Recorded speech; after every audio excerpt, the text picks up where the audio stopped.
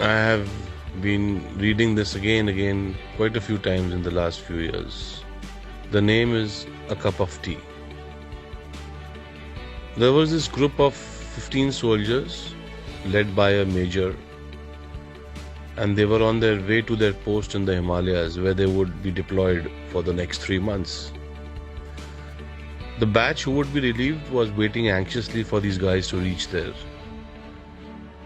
It was cold, very cold winter, intermittent snowfall. It made things really difficult for these people. And they all 15 of them had just, one wish, that if someone could offer them a cup of tea.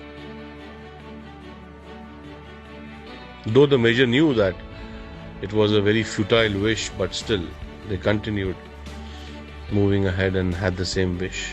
After an hour, before they came across a dilapidated structure which looked like a tea shop, but locked. That was their bad luck, said the major to these guys. It's our bad luck today. There are no tea boys. And let's take some rest. We've been walking for 3-4 hours now. They said, we can make tea. There were 15 of them. But we'll have to break the lock, suggested one of the soldiers, because there was nobody there. The main officer was in great dilemma to this unethical suggestion. Being from the army, they're supposed to protect. But the thought of a steaming cup of tea for all these guys, tired soldiers, winters, cold, made him to give the permission to these guys. So they were in luck. The place had everything needed to make tea, and also in fact a packet of biscuits. The soldiers had tea, 2 cups each. They had biscuits and were ready for the remaining journey. The major thought they had broken open the lock also. They had all the tea and all the biscuits, used the milk without the permission of the owner. They are not a band of thieves, but disciplined soldiers. So he took out a few thousand rupees from his wallet, placed it on the counter, pressed under a sugar container so that the owner could see it whenever he would come back.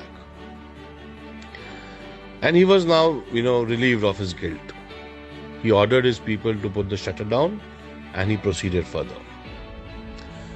3-4 months passed by, and they continued to do gallantly in their work and were lucky not to lose anyone from the group in the intense insurgency situation. It was time for another team to replace them. Now they had to go back. On their way back, they stopped at the same place, at the same tea shop. And as it was early in the evening, they saw the shop was open and the owner was present in the shop. The owner was an old man with very few resources, and Ven was very happy to, greet these 15 customers of his.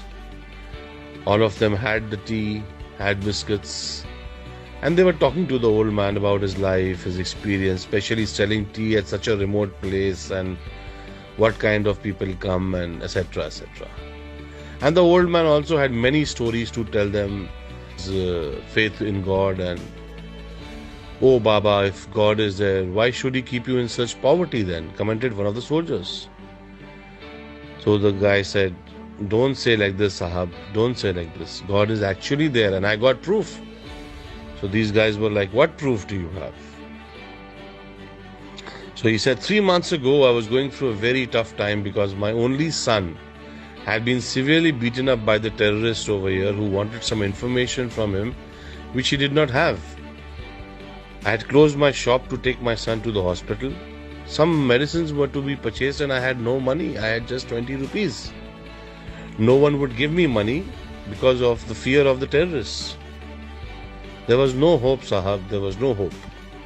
And that day, Sahab, I prayed to God for help, and Sahab, you have to believe that God walked into my shop that day.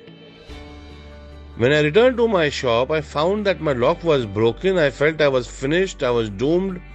I lost whatever little I had, but then I saw that God had left a few thousand rupees under the sugar pot. I can't tell you, Sahab, what that money was worth that day. My son's life. God exists, Sahab. He does. The faith in his eyes were unflinching. 15 pairs of eyes met the eyes of the main officer, and read the order in his eyes clear. Just keep quiet. The officer got up and paid the bill. He hugged the old man and said, "Yes, Baba, I believe you. I know God exists. And yes, your tea was wonderful." The 15 pair of eyes did not miss to notice the moisture building up in the eyes of their officer, a rare sight. So now, why did I tell you all this story? Walking on the path of truth and compassion, you can be the messenger of God to anyone. Today, everybody needs to be a messenger of God.